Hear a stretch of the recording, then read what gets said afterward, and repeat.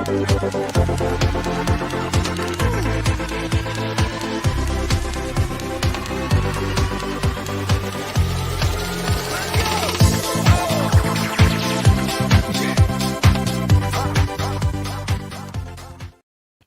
morning, everybody. And this morning on the Soul Man Surgery, we have got the very lovely, inspirational James Hughes.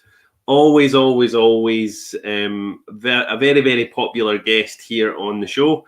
So this morning, James and I are speaking about feeling overwhelmed. So I'm sure lots of people can totally relate to that right now. So I'm just going to bring James on. Good morning, James. Good morning, Stephen.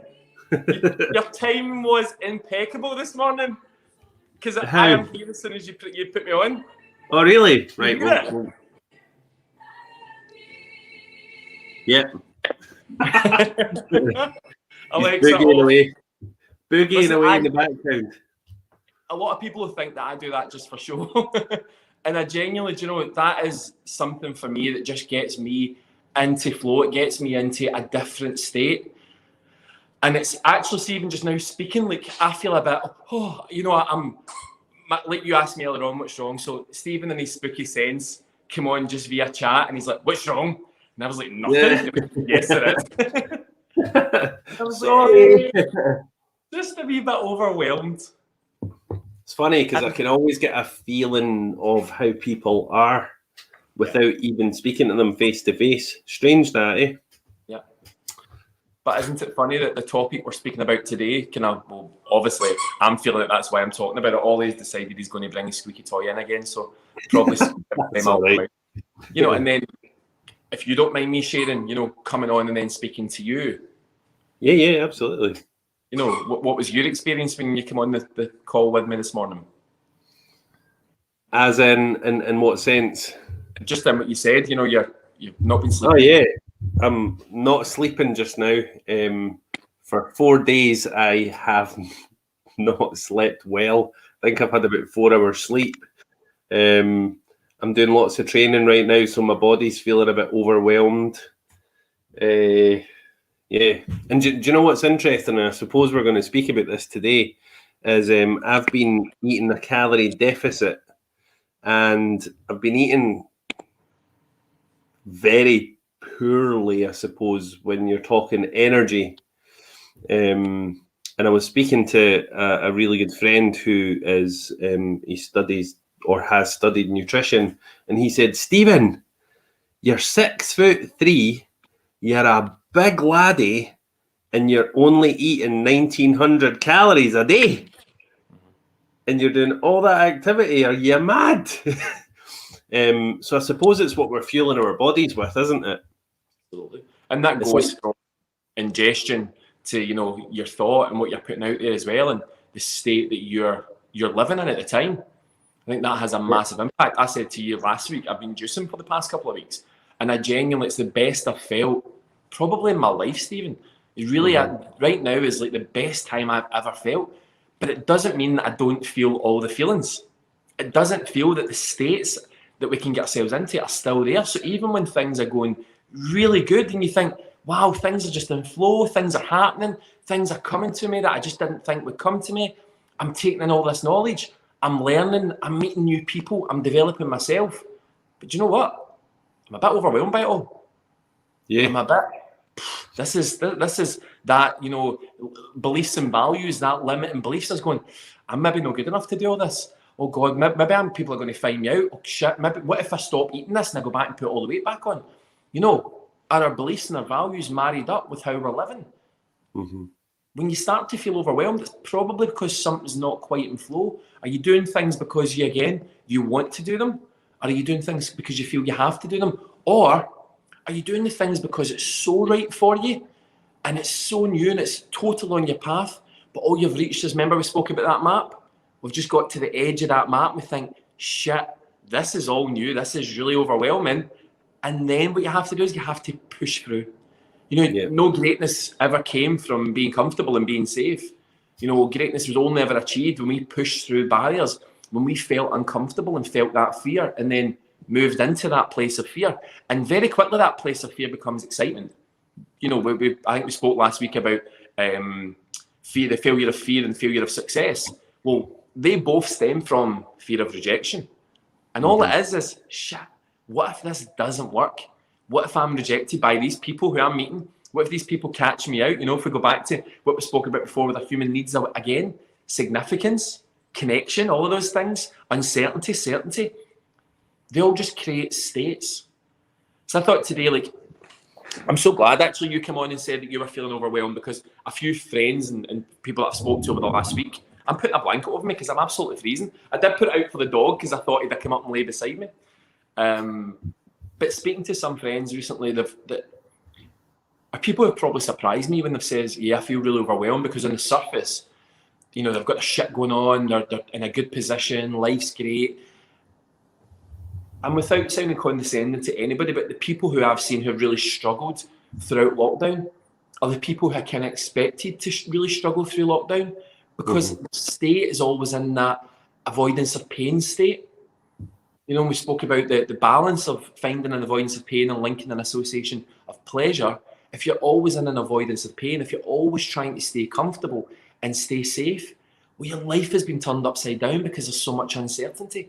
So it's totally natural and completely understandable why. And that, you know, like I said, I really didn't mean that to sound condescending for anyone that's struggling, but it's probably because they've been so comfortable in the life leading up to things like lockdown, that when that's been thrown upside down, this state that they were in of contentment, of comfortability, is all of a sudden, shit, I don't know what to do now. It's created so much uncertainty and it's created so much overwhelm. And we all have that. So every one of us have that. So anybody that's listening going, well, that's a bit unfair. We all have that. But just some of us live in a different state. The majority of the time, some of us live in a more avoidance of pain state. Some of us live in a pursuit of pleasure state more than the other. So when you're in a pursuit of pleasure, a pursuit of pleasure, you're always looking for things to shake things up. You're always looking for things to create a bit of excitement. You're always looking for things to challenge yourself, take on new things, because you see every opportunity for what it is, and that's the opportunity to grow. So we link these neuro associations to new experiences. And when we think, oh, there's something new, wow, this is really exciting. I love change. I really embrace change. Kenny will tell you that my living room has been turned around about 44 times in the last 3 years. And I'll have like the couch against that wall, and then the kitchen will be a different colour, because I really embrace change and I love living in a new environment, and it really excites me. So I know that I don't look at my house, for instance, and go, maybe I shouldn't change that colour because it's quite nice. Because then I'm creating overwhelm for me. That overwhelming, that thought of what if, I just go, fuck it, let's paint this will look great. Pursuit of pleasure. So for me, the last week of overwhelm came because I knew there was another announcement, and I now see the pattern. I now see the neuro association conditioning pattern, which is the reason why I don't watch the news. Because now the First Minister's announcement was coming yesterday. I was getting myself stressed out because I'm now associating time. I'm running out of time. That concept of time that we all live in, which I want to talk about today as well. We associate that I have associated the running out of time and the potential going back to work. Now, I want to go back to work. I'm really looking forward to getting back and seeing my clients and dealing with my friends and my guests. And I always say that I'm so lucky, because my job is not about getting in and cutting hair. My job's getting in and catching up with my pals. You know, I get a great conversation flow throughout the day. But I have such a neuro association to being back at work, of working harder and not smarter, of running myself into the ground, of depleting every single cell within my body, and getting to the point where I leave every day physically, mentally, and emotionally exhausted. And I can't do that anymore. I simply cannot. So I have linked enough pain with what that does to my life. And, you know, then you then start to think about, well, do I see myself being in that position in 5 years' time? What's that going to be like in 5 years' time if I link more pain? I'm probably going to be baldy for one, because my hair's going. I'm going to be greyer. I guarantee I will be fatter, because I eat and do not look after myself so bad. I treat myself so ill when I'm at work because I don't give myself the time. I don't even take tea breaks. I don't take toilet breaks. I don't take a bottle of water and drink it. I take a water, but I don't drink it, because for some reason I devalue myself so much, or have done, conditioned myself to devalue myself so much within that workspace. And the ironic thing is, even when I feel the lowest, my values of how I present myself in that workspace are so important to me. Giving people the time, listening to people, giving them the best experience possible. Not even my clients. I manage a salon, and the team that I've got are fantastic and are so great with clients. But I still feel it's so important to me that I engage with those people, that I get to know those people on first name terms, or just be able to identify them or remember something small from them, because that makes up the experience. So the experience that I'm trying to create and cultivate within that environment is so vitally important to me, but at the detriment to my health. And that's not good. That's really not good. So lockdown for me is really, I've seen that.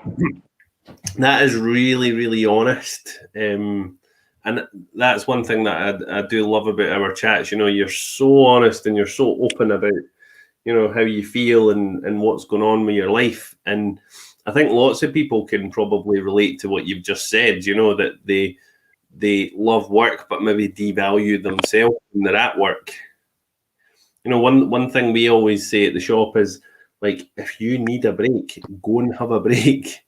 Like, don't just keep going for the sake of it, you know. How many people do that to others, but not give themselves that? Because I would tell all my staff, you need a break, go and sit down, go and take an hour, finish early, come in later. I would feel so guilty for saying to myself, start at 10, because you know what, yesterday you done an 8 till 10. You know what I do, 12 to 14 hour days, and any of my friends that know me that are on this call, I will squeeze them in at any time throughout the day. But I have made a conscious decision. I've linked enough pain that I can't do that anymore, that I physically don't have that in me. I don't have that in me anymore. Not physically. Well, actually, I just said physically don't have that in me. Physically, I don't have the energy to give to that. But mentally, I cannot be in that place again, because I've seen how it affects my relationship with my family. My family are the most important things to me, Stephen. But I see them we spoke about it a couple of weeks ago, and if she's listening this morning, I'm really, really sorry, but this is a state, and I'm going to be very honest with them. But I used to see my mum and dad as so frustrating. I used to see them, they used to drive me utterly insane. Didn't mean I didn't love them anymore, but I had linked I had a neuro association with seeing them, because I was tired, I was frustrated, I couldn't be, if I can say fucked, I couldn't be fucked seeing them. I wanted to see them, but I didn't have the mental capacity to see them, to get asked, how do you use an iPhone, or that our Sky's broke down, or can you phone British BT for me tomorrow? They're not big asks. And actually, I feel privileged that my mum and dad come to me to ask me for those things.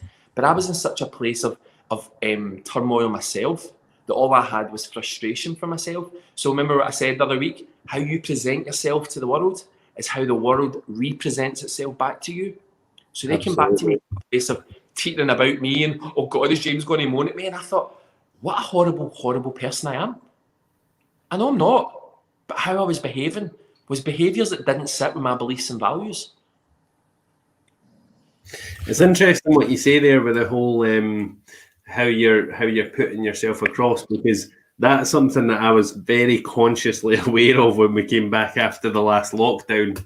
And it was July. I remember, actually, it was the 21st of July last year.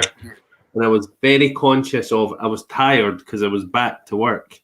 And people were asking me and saying, what's wrong with you, Stephen? Are you all right? And I kept saying, I'm tired. I'm tired. I'm tired. So then what I was getting back was everybody around me was tired. It was like, are you not sleeping? Yeah, I'm not sleeping as well. Oh, you know, so that's what the world was reflecting back at me. Yeah. So now, instead of saying I'm tired, I'm saying I haven't slept, but I'm great. That's what you said to me this morning. What's wrong with me? And I says overwhelm. And I went, but it doesn't take away from my amazingness. It doesn't. Yeah. I still feel amazing. I still feel, I literally feel like I could take on the world. But there's still limiting beliefs within me that go, oh, but you're not good enough. Oh, but you don't have enough experience. So that honesty that you had said that I come on here every week with, Stephen, is my association to pleasure, right? In so many ways. And I keep talking about the pain and pleasure because it's something that resonates now with me in every decision I do. How I now make decisions is based on Where am I going to be in 5 years' time? Where am I going to be in 10 years' time? Where am I going to be in 20 years' time? If I continue to live in this way, which is normally, if I'm having to question it, it's normally with an avoidance of pain because it's causing me so much pain. So if I continue to link more pain to it, if I continue to feel this overwhelming state every single day in life for the next 5 years, well, what am I going to look like? Like I said earlier, I'm probably going to be heavier. I don't know if my relationship would withstand that. Be my parents, God knows how I'll be feeling about them, you know, and they're in latter stages of their life, they're in their 70s, and as much as they're in great health, you think, well, time is such a precious commodity now as well. I don't want to be in 5 or 10 years' time looking back and thinking, shit, I spent the last 10 years when I could have had the opportunity to feel great and really cherish these times with people as well. All because of a state of mind, because that's all it is. There's nothing at all holding us back other than a state of mind. Your little quote that you put up about somebody wanting to kill themselves, all you have to do is jump in the ocean and you'll fight for survival. Wow, that was powerful. That was mind blowing. Yeah. Could you imagine you could link enough pain in the thought of doing that, and then link enough pleasure in the experience of living? It would change your life forever. Absolutely. For anybody who wants to know what that quote was, I'd actually seen it on TikTok, so I'd shared it yesterday, I think, and it was, you want to die, then throw yourself into the sea, and you'll see yourself fighting to survive. You don't want to kill yourself, you just want to kill something within you. And that's a state. And it is so true, you know, that when people are at the lowest of low, it's not that they want to take their life. They want to stop. They think they want to take their life. They just want to crush a part of them inside them that's going to take away the pain, I suppose. Take away the pain of how they feel. And obviously that's an extreme case, because like lots of people go through stress and overwhelming situations daily in life and can manage it well. But you know, when it becomes extreme and when it becomes to that point where someone does want to take their life or die, you know, there is always a way out of that. You know, the law of polarity is there's a positive, there's a negative. So for everything, there's an opposite. So you look at overwhelm. Well, what is overwhelm? It's just feeling like you don't have enough resources or faculties or abilities to deal with what's in front of you. Now, the world only presents to you what you're capable of coping with. We cope with everything in life because that's what our bodies, you know, we're the only difference that separates us from the animal kingdom is that we've got choice. We have choice. Animal kingdom doesn't. You know, everything living, everything breathing, everything growing and dying are all connected. But where we have a difference is we've got intellect, we've got choice. So the choice of experiencing that is only down to your association with thought. And if we think back to the NLP techniques that we first spoke about, your thoughts impact your feelings, which impact your actions, which ultimately shape the environment round about you. You know, and that is really the crux of it all. And of course, people are going to say, oh, yeah, but it's not simple. You're not living it. And money worries and my relationship fell apart. But all of that is only based on your experience of that situation. It's only based on you living like it's kind of like that time. But actually, if we turned up and we showed up in each, you said we showed up last week, and I done a little video on my Instagram page about how do you show up to a situation. Now, if you showed up in the morning having a fight to your partner, and you showed up at work having had that fight to your partner, and then you show up at lunch having had that fight to your partner, the experiences throughout that day are very different rather than just showing up.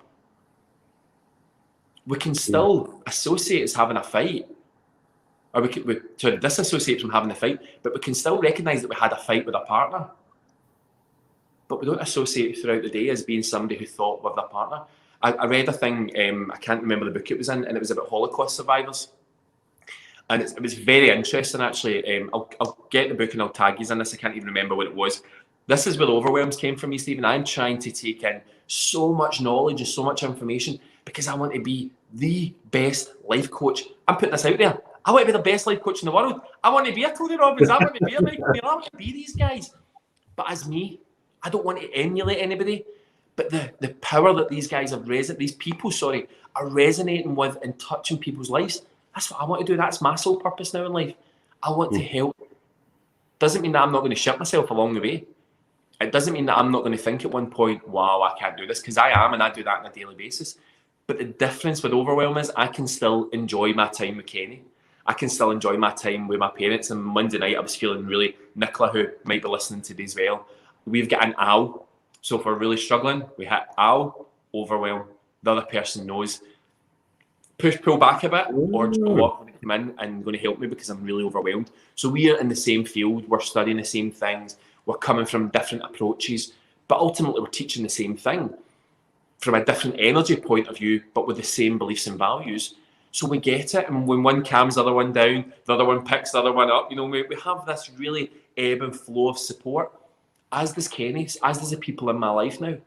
I now see what they bring to the table for me, and the ones who haven't brought anything to the table for me are the ones that I'm willing to cut ties with. And I wish them all the joy and love in the world, but that has to come from a place of association of things, association of experiences as well.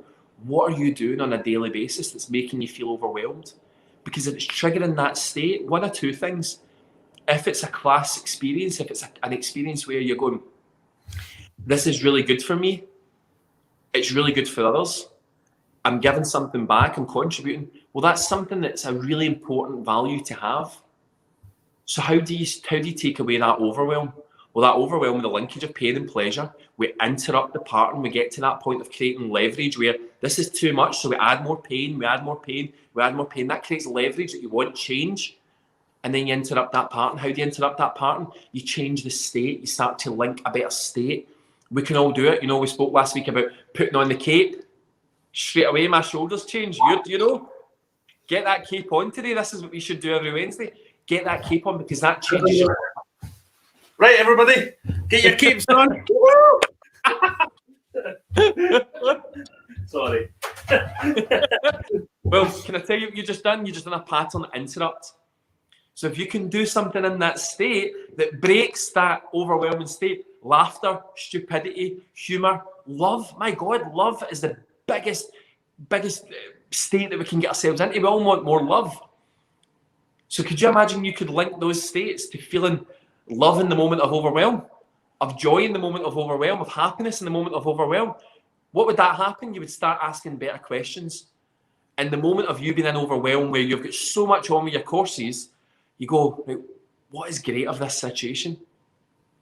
Wow, I'm creating all these courses. I am touching lives. I am helping people at the cost of me not being able to sleep, but it's not forever. I just need to find my balance with it. And you then start to link different labels of pleasure on it, because you start to get more gratitude, you start to get more appreciation, you start to find the people around about you are changing. So you're changing because you're representing yourself back to the world rather than just presenting yourself to it. So do you know what's interesting? See, when you talk about that whole pattern interrupt thing, someone actually said this to me a good number of years ago, and I was doing 2-3 years ago, maybe a bit longer than that. I was doing a show, and we had 2,000 people in the audience, and I was standing backstage, and I was honestly like shitting myself. And somebody had said to me, like, play some really amazing music, and like just put your headphones in, play some really amazing music, and it'll shift and change how you feel about the situation. So every single time, now the last one was so previous to lockdown, it was the Regal Theatre in Bathgate, and I'd done a demonstration, a mediumship with Angel Ann. So Anne and I we've known each other for years. We came together, and backstage, Anne will tell you this, we were dancing like we were at a nightclub. We were like, like really giving it loudy, right? And then the curtains open and we're like, hello everybody, how are you?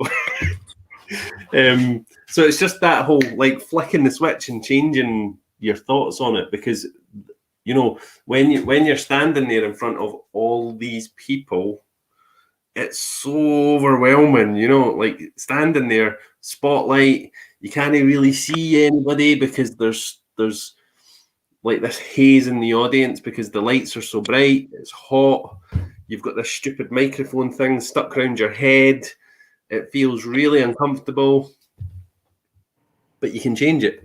Yeah, because they're all thoughts of that experience. Really uncomfortable microphone, and it's hot, and there's these so just your thought of the experience, but the experience itself is something pretty awesome. And that getting backstage and dancing, you know, you're creating an anchor. You're creating a kinesthetic anchor, a physical anchor. That when you do that, you think, you know, you go to dancing, you're trying to chat up a wee bird. Oh, there's big Stevie boy, huh? Hello, Joel, you come here often. That's confidence. Many years ago that happened, by the way. Didn't you want it, Dolly? I'll buy you a wee Campari and soda. But funny. That's an anchor. You're in a bar. Oh, look at her, look at him. Oh God, she's lovely. God, do you know, really? Now there we go. There's a linkage of pain and pleasure. What do?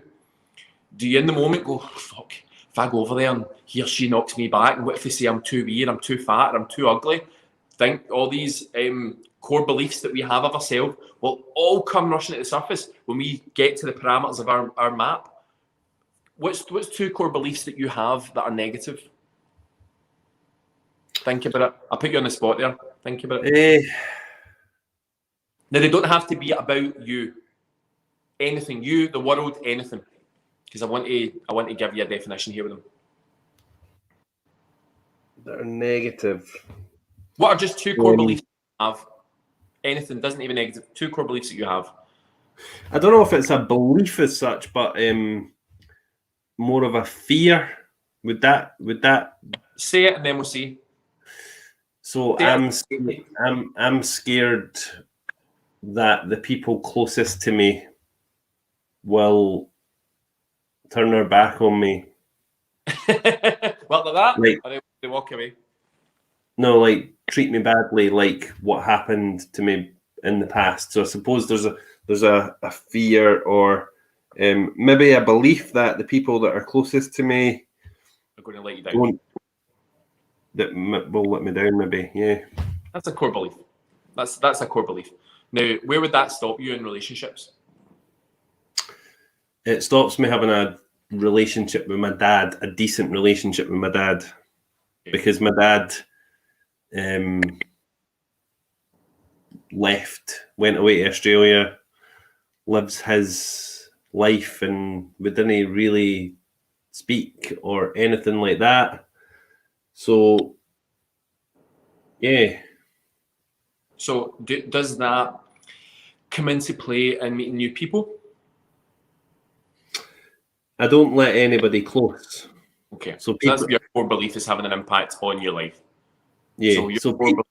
Sorry. I let people close, don't get me wrong, but I don't let them too close. So everybody thinks they know me really well, but they don't really get my full trust. And there's only a handful of people that really have that full trust.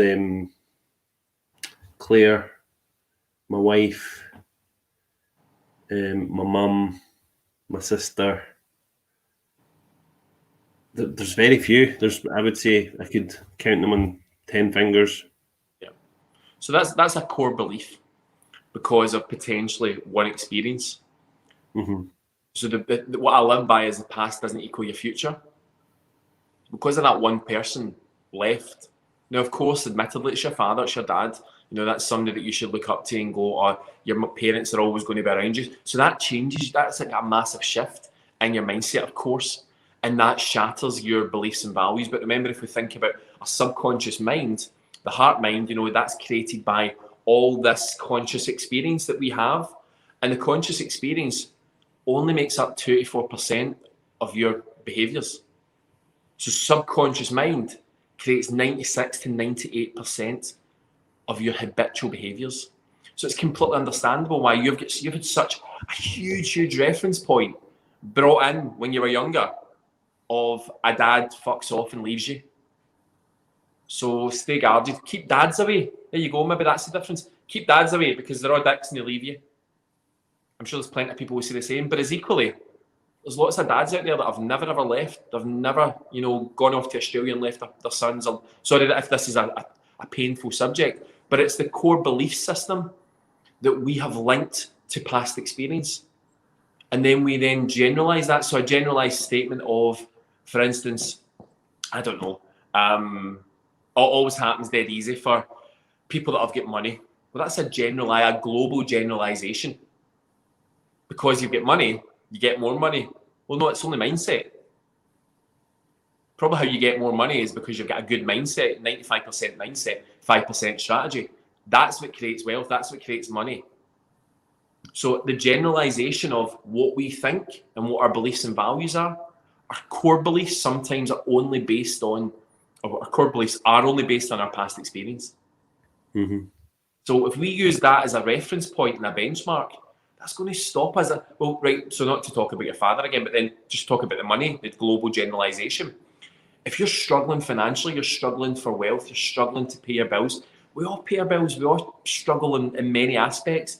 But if you link struggle to that, you're always going to struggle with it. Because, you said the tired, getting into that workspace at that point, I'm always tired, and everybody else started to be tired. You start to associate everybody around about you as struggling to pay your bills. Well, lo and behold, you probably have more people around about you that struggle to pay your bills than more people around you that have got a huge amount of wealth. I've got some friends that have got like massive amounts of money, and it doesn't change them. It doesn't impact them. You would never ever know. I came from a really, really poverty mindset because my mum and dad are working class. We grew up in the East End of Glasgow. Life was never difficult. I won't say life was difficult, but there was hardship around money, and my mum would give you a last fiver and spend it on herself. So we grew up wanting for absolutely nothing, Stephen. Like, I kid you not, I went to school with like £450 Bergosses. Believe it or not, sovereign rings and a two-fingered name ring on my finger. I know you can't believe it, but it happened. My mum and dad Sorry. with that fringe. Did you have curtains as well? No, well, I did when I was really young, but not with the rings. Wasn't a good look. But my mum and dad put on such a great front that where my poverty mindset, where it doesn't come from never having enough, it probably comes from a place of fear of never not having. How do I word that? Comes from a place of never wanting to be in that place. I never want to financially not be able to provide for my family, my friends, my loved ones. I love buying things. I love giving things. I don't love receiving quite so much. It makes me feel quite uncomfortable, but I really love giving. And I do believe that, if you don't give to receive, but when you give, you get back in absolute abundance in so many ways. Take out the law of attraction, take out all of that kind of stuff. I've always lived by that. I've always really enjoyed, sometimes to the point of people would probably take the piss out of it, and people would happily sit back and let you pay and let you be Flash Harry because you thought that was how you bought friendship, that's how you bought relationships, and it never was. Actually, now I look back and think that was all false.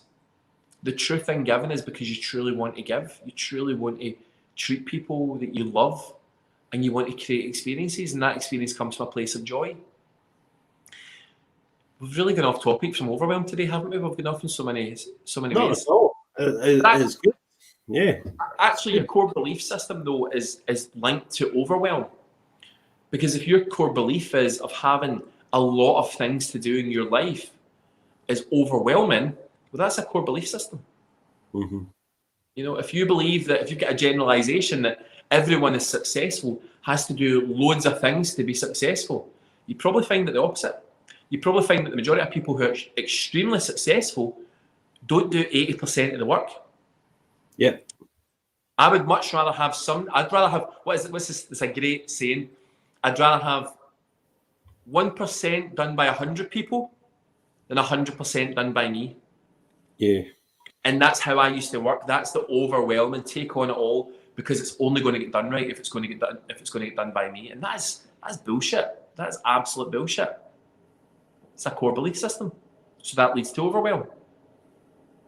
I reckon that's maybe where I was at as well, because I used to be very like that. I'll do it, I'll do this, I'll do that. And actually, see when you get everybody on board and everybody doing their wee bit, what a difference it makes. Absolutely. But your core belief has to change for that to happen. So how do you change your core belief system? You have to create leverage. You have to link enough pain with that experience that that's not good for you to do it, or it's not good for your environment, more so. Because if it's not good for your environment, then it's having an impact on everybody around about you. So that's going back to, where are you at? Is it, if it's not good for you, but it's good for everybody else and it's good for the environment and you're contributing back, well, what you're doing maybe has to be distributed around the people that's in your environment. Asking yourself these questions, these better questions of, let's talk about class experience. So there's a fourth class experience. I have already stated the first two. If it's good for you, it's good for the people around about you, it's of service and giving back. It's not good for you, but it's good for people around about you, it's of service and it's giving back. It's not good for you, it's not good for the people around about you, it's not of service and it's not good for your environment. And then it's good for you, but not good for those around about you, not of service and not good for the environment around about you. So when you link, it's a lot, I know, when you ask yourself, whoa. Sorry. So basically, it's either good for you and good for everybody. It's not good for you, but good for everybody. It's not good for you and not good for anybody else. And it's really good for you, but not good for anybody else. So that last one is all about selfishness. So you never really want to be doing something truly that's good for you, but not good for anybody else, because then you're not impacting your environment. A lot of these linkages and how to change this is it's a technique called the Dickens Technique. And you think about Charles Dickens, here's a wee metaphor of it. Think about Charles Dickens and the Christmas Carol. He associated with being successful as being miserable, as being angry, as being mean, and treating people with so much disrespect. And then what was he visited with at night on Christmas Eve? 3 spirits. Yes. Or 3 new neuroassociative conditioning patterns. Look at your past. How was that? That created a lot of pain. Was it worth it? Look at your future. Even more pain, because if you continue in the way that you're going, it's going to get worse. So that's asking yourself, 5, 10, 15, 20 years, what am I going to be like if I continue in this state? And then what could be if you linked enough pleasure with that experience? That changes your core belief system straight away. I think there's lots of heads just went.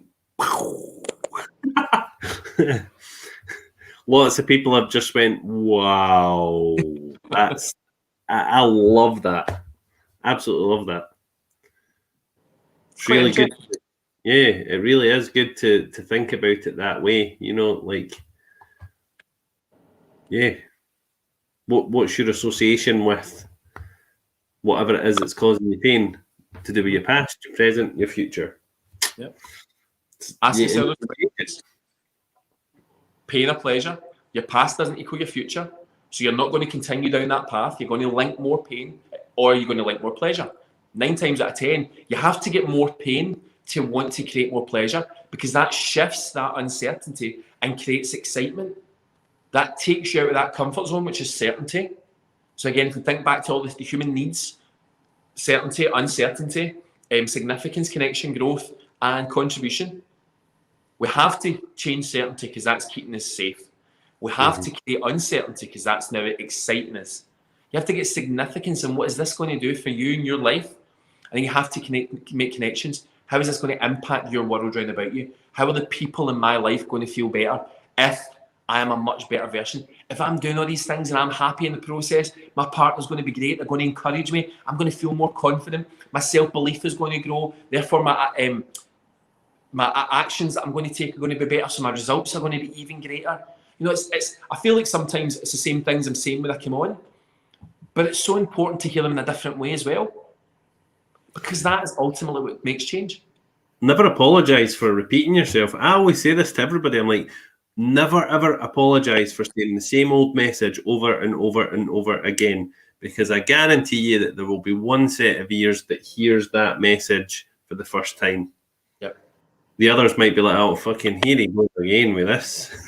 But, never apologize for delivering that amazing message. I think that the way that your mind works, I can see why you get overwhelmed, because you're like a sponge for information, and you hold all that information like really, really well. See, for me, it's like things fall into filing cabinets and I have to try and access them. But with you, it's like you've got this hard drive right here. You just managed to. But that's sometimes too much as well. I need a filing system also. Do you want I wouldn't mind it. But it is getting that hard drive though, it really is. The overwhelm part is like having a state-of-the-art computer, but you don't know how to work it. Mm-hmm. But how about you just sat down and read the user manual? Yeah. How about you phone somebody up and says, by the way, have you got that same MacBook as me? How do you turn it on? Make connections. Yeah. Ask the questions. Ask better questions, you get better answers. Definitely. Start yourself off with better questions in the morning. So for me, overwhelm is certainly coming from a place of wanting to be better. I'm linking more pleasure with enhancing my life and helping people. But I'm creating a lot of pain as well because I'm taking on too much. And by creating on too much, I'm always at a balance of, if I create too much pain, I might go the opposite way and say I'm done. And that's where you've got dabblers who will dabble in and they'll start learning something new, and then within a couple of days or a couple of hours or a couple of minutes, sometimes you go, it's not really for me. It was nice. I've done that, but no, I'm not going on. Their past is equaling their future because they've done so many things that they've given up on. It's not that it wasn't for them, they've just given up on, they've not pursued. Then you've got people who are a wee bit more invested in it, and they'll maybe stick it through, and then they'll do the experience and they'll do one of your courses, but they won't do anything about it. And then you'll get people like us, and like many, like everybody, not like us. Actually, this is across the board. We can all do this. We just have to change our way of thinking, where you get so immersed in it, you live your life fully by it, and you have constant in a pursuit of pleasure. I constantly want to be the best that I am in absolutely everything that I can do, and not in a competitive sense. I've said for years, and I say it to my guys when I'm training them, you compete with others, you become better. You compete with yourself, you become better. Yeah. And that's really important. Absolutely. Really important. That, like the values and the beliefs that we've got in the shop, it's very much, you will do your own version of what you do. The only difference between myself and Claire and the longer serving team members is that we've got more experience. Yep. But we want to share that experience and help others. It's not that we want to covet it or, like, you're not going to be as good as I am. We're like, let me help you, let me support you. And I love the what you said there about, read the user manual, because one thing that we very much do at the shop, and I suppose we're really lucky in this sense, is that if anybody's feeling down, we're like a group of monkeys that run round and groom that person. So, it kind of reminds me of, I don't know, like somebody's feeling down and then they get put on a stretcher and they're like an Egyptian goddess. They get carried through to the therapy room. And then we work our hocus pocus on them. Even me, like, see if I'm feeling down, I'll get, Claire will give me an Indian head massage. I'll get Reiki from Siobhan, and by the end of the day, I'm like, I just feel so relaxed and amazing. And I suppose that's what it's all about when you feel overwhelmed. It's seeking things that make you feel good and having your monkeys around you to groom you, I suppose. And I don't mean that they're my monkeys, by the way. No, your monkeys are your tribe. Your tribe around about you, the people that feed you, the people that pick you up. Absolutely, it totally makes sense. It totally resonates with me. I love that the analogy of it, actually, because I'm just imagining he's all like, I can see that. That's great. Claire sitting on my shoulders. But do you know what? That laughter, that visual representation of that situation, that's a pattern interrupt. That changes your state. Yeah. So see how simple it is that we can change your state. And the difference of when I spoke earlier on about polarity, the opposite of each situation.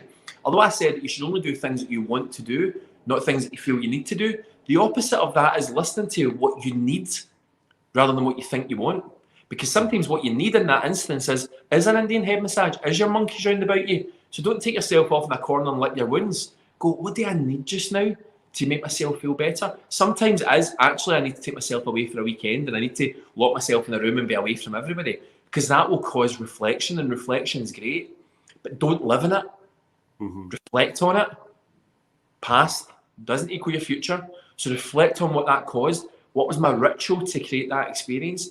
Where was I at in that overwhelming state? How did I behave? How did I act? Because 9 times out of 10, it'll stem from a core belief.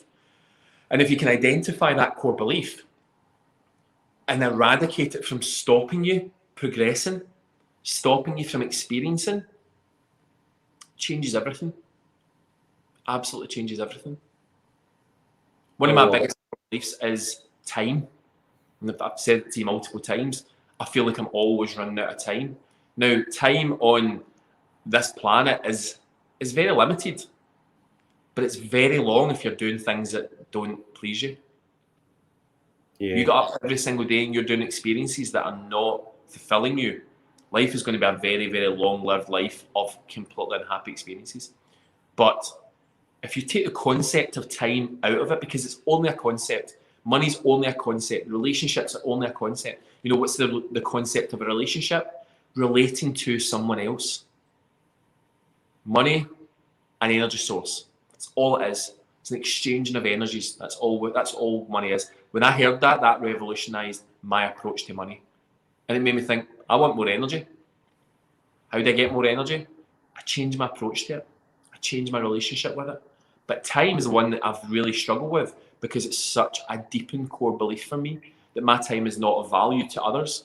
But the concept of time is only a concept. So when you associate the activities within time, that changes what time's about. If you're making more positive activities, if you're doing more things that have a positive outcome within that time, well, time is absolutely no value, because your time is always spent doing, being, feeling positive, happy, joyful, loving, energetic, challenged. Whatever that activity is, that's the representation of time. Because if you're spending your time doing something that's not fulfilling, that has to change. That's when you're wasting time. But time only runs out when you're not living in the experience of a pursuit of pleasure. I love that, because, like, obviously at work, time is our most precious commodity, I believe. And what we have at the shop is we don't charge for the service; we charge for our time. So that's what. Funny though, sorry to interrupt you. Isn't that funny that money is just an energy source, but yet you're giving energy to receive energy? When you look at it like that, it's, you know, it's so, we take out that need for rush. We take out that need for certainty of making money and constantly chasing money, and time equals money. It doesn't. Equals energy. That's what makes you feel good. See above the till in the shop, and anybody who's been at the shop will know this, that it's not called the till, or it's not called the place where you pay. It's our energy exchange centre. Love it. And there's actually a big sign right above it. Not a till. This is our energy exchange centre. Wow. And that's how it should be, you know, because it's just the exchange of energy for the beautiful experience that you've had within that time. When was the last time you held a £20 note, a £10 note properly, or had a wallet filled with money? It doesn't have any value now at all as well, even more so now. It is a total energy source more than ever. I love it. I absolutely love that. Because it's reaffirmed my thoughts all these years when I've been, you know, people will say, you can't be making money. Surely you can't. And I'm like, listen, it's not about the money. It's about the energy exchange. Because I believe that if people can have a positive experience and walk away and want to share that positive experience with other people, you never need to worry about the pounds in the till. You know, you should be caring more about the experience that people are having. And when you care more about the people that are walking through your doors, the money looks after itself. And that's certainly been the case. You know, don't get me wrong, we've had hard times where, you know, like, I've had to do without wages. I've had to like pay wages from my own pocket, pay rent from my own pocket, like ridiculous situations. But they were expected because of the current circumstances at that time. But we changed it, and changing it was, I was so focused on having enough money to pay the bills that I was creating a need to need money. So when I changed that, and when I changed my thinking on that, I was like, listen, this is an energy exchange, and we need to focus on the beautiful experience that people are having. When I took my focus away from needing to pay the bills, everything changed. And isn't it funny that you probably never had money enough to pay the bills? Yeah. You never had a surplus of cash. I know I certainly have lived with the expectation of achieve this salary. Now, when I had my business for 10 years, and I never really fell from what I made in a year ever, because I believed that value was where I was at. So I always made that. Now, that didn't matter whether I had a horrific month, because if I had a really horrific month, I would probably have a really good month, and I'd have a really bad month and a really good month. So it was this ebb and flow again of money, of energy exchange.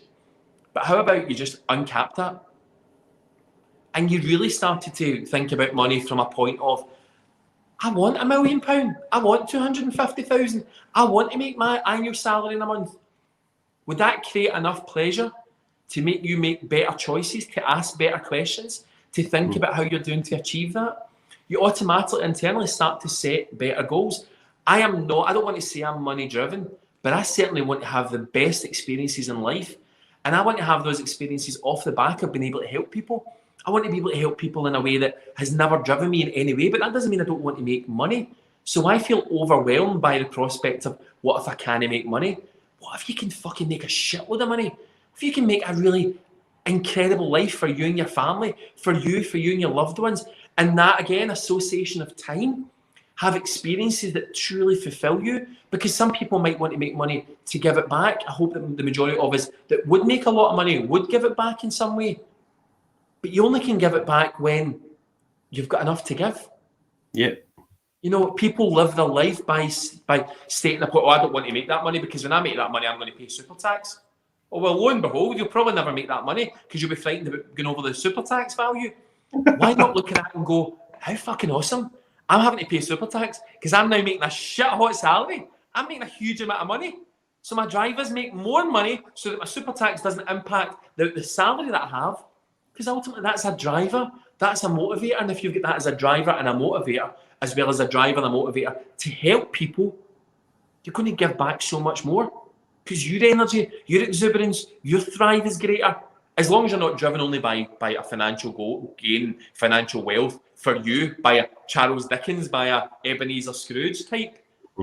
It's funny because we all support one another in growth of spiritualism, physical, you're exercising and losing weight. Good on you, Stephen. That's brilliant. Well done, you. You're growing your business. That's amazing. I really want to love my partner more. Good on you. Oh, I'm going to get myself in shape. Well done. I'm going to make 250,000. You're a dick. Why are we not supporting each other and wanting to better our lives in so many ways? We should be abundant in every aspect of life that we want. Some people are happy and content with everything that they have. And that's amazing. That is so good. But if you want more in certain aspects of life, well, you need to associate enough pain with not having it and link more pleasure with the pursuit of it. Do you know what's really funny? See when we talk about money, I've got quite a funny story to tell you, right? So we were going through this really, really difficult period at the old shop. And it was so bad at the time. I was just like, oh my God. And the girls were all like, listen, Stephen, we are here. We will support you no matter what. And we were kind of coming out the other side of that. And there was one day where I was just closing the shop at the end of the day. And then this lady appears from nowhere in this beautiful white silk dress with a wee 5-year-old kid beside her. And she was American. She was like, "Hi, I've came from Edinburgh, and I'm not even going to try and do her accent. She was like, I've came from Edinburgh, and I fly home. I fly home to the States tomorrow." Which is from Liverpool. And I sat here to fly home to the States tomorrow. That's why I never done it. So she was flying home to the States the next day, and I felt really sorry for her. And I was like, listen, do you know what? My time, I'm really, really happy to spend that time with you, but it's just going to be you and I in the shop. And Marissa, one of my friends, Marissa knows Kenny. Yeah. Marissa. So Marissa was in the shop at the time. So Marissa was like, I'll stay with you, soul man, just in case she might like try and kill you or whatever. Right. Anyway, so we sat and I done this lady's reading, and she'd, it was more of a counselling than anything. And she'd been through a really, really tough time in her life. And she'd had many really difficult relationships. And she just needed a bit of care, a bit of compassion. And I'd said to her, you know what, this isn't a bit of reading. This is more about me just doing a wee bit of counselling with you, working with you, helping you. And at the end of it, she was like, do you know what, you've really, really changed my perception of things, because I came in thinking I needed to know the future, when actually I needed to know more about myself and who I was as a person. She says, and I've never had that in America, because all the mediums, they just take your money. I was like, great. So then she says, how do I pay? And I was like, well, cash, or we can take card. And she was like, oh, I only have my checkbook. And I was like, it's okay. You can pay by check. So it's just £10 then. And she was like, £10. And I was like, yeah, that's what we charge. So she got her checkbook and she wrote me a check.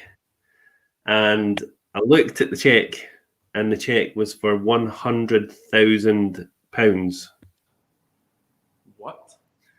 Yeah. And I was like, I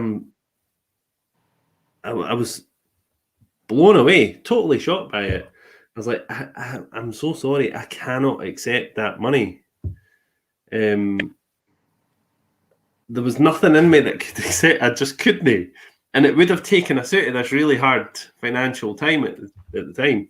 It probably would have set up the business for many years to come. And I was like, I'm so sorry, I cannot take the money. She was like, listen, this money is a drop in the ocean for me, for everything that I've done, for everything that you've done for me. And I was like, honestly, I cannot take it, and I'm so sorry. I says, listen, just have this on me. And she was like, well, can I have your email address so I can keep in touch with you? And I was like, yeah, absolutely. So I gave her my email address. She told me her name, and she says, just Google me. And she smiled and she walked away. So Marissa's like, what the fuck was that, soul man? Oh my God. Marissa actually said, I'll get you a reading hen for $100,000. Anyway, so the lady goes away, and I Googled her, and she is from Orange County in America, and she is worth billions. So £100,000 to her would be the equivalent of a tenner for us. And I was like, why did you do this to me? But it wasn't about the money, it was more about making sure that lady was okay. But there's a huge part of me that thinks, should I have taken it? Should I have said yes? I don't know. And she's emailed. Say that again? You keep in contact with her? Yeah, so she's emailed a couple of times, and she's like, I would really like you to take that money. And I'm like, no, I'm not talking about it again. Listen, it's an energy exchange, and I'm not saying take it. I'm not saying, but it's an energy exchange. And I think where you put a block up against someone else, putting value on what you're worth rather than your own worth, what you've given that person, that's where you have to ask the question in many different aspects. what is great from that situation? Well, for you, there was a lot of greatness in that situation because you realise that you're up there with helping people compared to some of the best, some of the worst people who are charging the most horrific amounts of money for people who really need it in their time of need. But what you brought that day to her was life-changing. I still like, see, to this day, I cannot believe that was the amount of money that she put on that session. And when I look at it, like, I remember seeing the numbers on the check, 100,000 British pounds. That's what she wrote on the check. And I'm like, it doesn't compute inside my head. Marissa was hilarious though. She's like, listen, I'll give you a reading, hen. Come over, sit here, I'll give you a reading. But Stephen, all of that's a poverty mindset as well. That's a core belief. And when I say a poverty mindset, that doesn't mean we're all living in poverty, but we have fear around money. We have fear around the association of money and what it brings. A lot of people will link having a lot of money to having a lot of pain because it will change them, it will change the people around about them, it will change their environment. Others think that, if I link so much pain to having so much money that I'm going to be happy and I'm going to be the best version of me, I'm going to show up looking great and feeling great. Well, there that female has got billions. She wasn't feeling great. Do you know what? I've just realised one of my core beliefs that could be viewed as negative is I believe that I need to work for my money. That is one of the biggest core beliefs that most people have. Most people, 95% of people, because there's only 5% of people that get the majority of wealth. Actually, it's wrong. It's 97% of people have 3% of wealth, and 3% of people have 97% of the world's wealth. You're telling me that is pure luck? That's mindset and belief. I don't care what anybody says. So I do believe that I will one day feel financially really stable and really, really good and not have to worry about money at all. But on the other side of that, I do believe that I'll need to work hard to get there. It's funny that, eh? Funny, you really made me think this morning, Mr. Horn. Mr. Hughes. Stop throwing people, it's Mr. Hughes. The only reason I call him Mr. Horn is because he was being really rude this morning. I'm joking. I'm joking. No, so James is James Hughes, but you do have another name, don't you? My full name is James Hughes Horn. Yeah. I'm obviously putting myself in a really awkward conversation here. Everybody's like, why did they call him James Horn? Why? James Hughes is my alias. Yeah. I can see why you call yourself James Hughes in your coaching, though, because if you're calling yourself James Horn, but James Hughes just flows off the tongue. James Horn. Yeah. Yeah. So, yeah. That's up to leave it on that really, really positive. So thank you so much for today. You have really, really inspired me and inspired many others. Actually, do you know what? We've not got to people's questions or comments, but to pull a few, I know that you'll look at these afterwards. You've got Sharon there saying that she's never actually seen you before, but you have her hooked. Woohoo! Thanks, Sharon. Thank you. Oh, thank you. This is my favourite part as well, Stephen. You've sold me up the river today. Oh, I'm so sorry. Nicholas saying there, what an amazing story. Stephen, you went with your gut, and that's the great decision. Love sharing all this energy with you guys. Feel good Wednesday. Fantastic morning. Thank you. So, lots of lovely comments there, so you can jump in and have a look at the comments afterwards.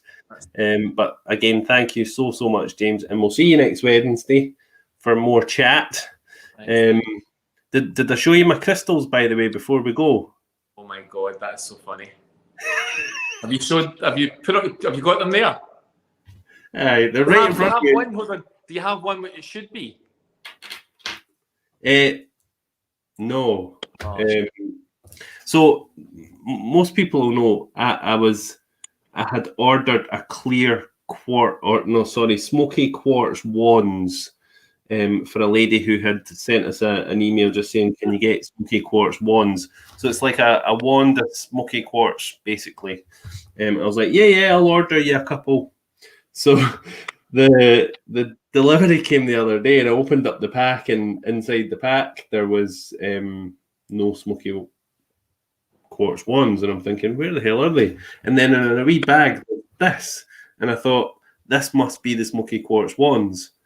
And so I opened it up, and I was like, they've given me key rings. That's a pain in the arse. So I was emailing them back, and then my wee boy had come in and he was like, Daddy, that's a willy. And yeah, that's what they sent us.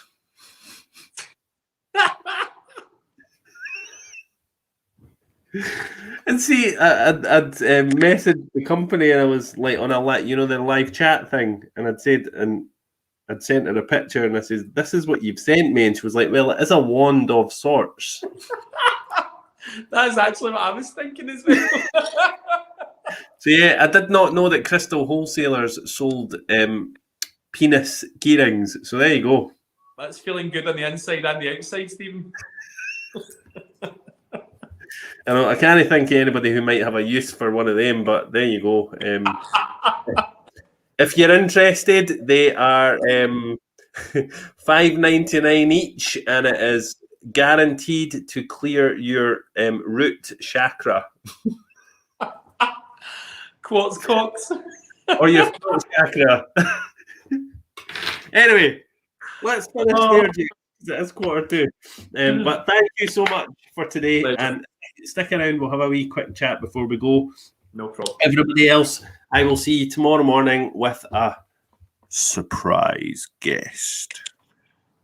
And it's a surprise guest because we've not got one. But we will have by tomorrow. So see you all later, guys. Bye for now. Bye, guys. Be strong.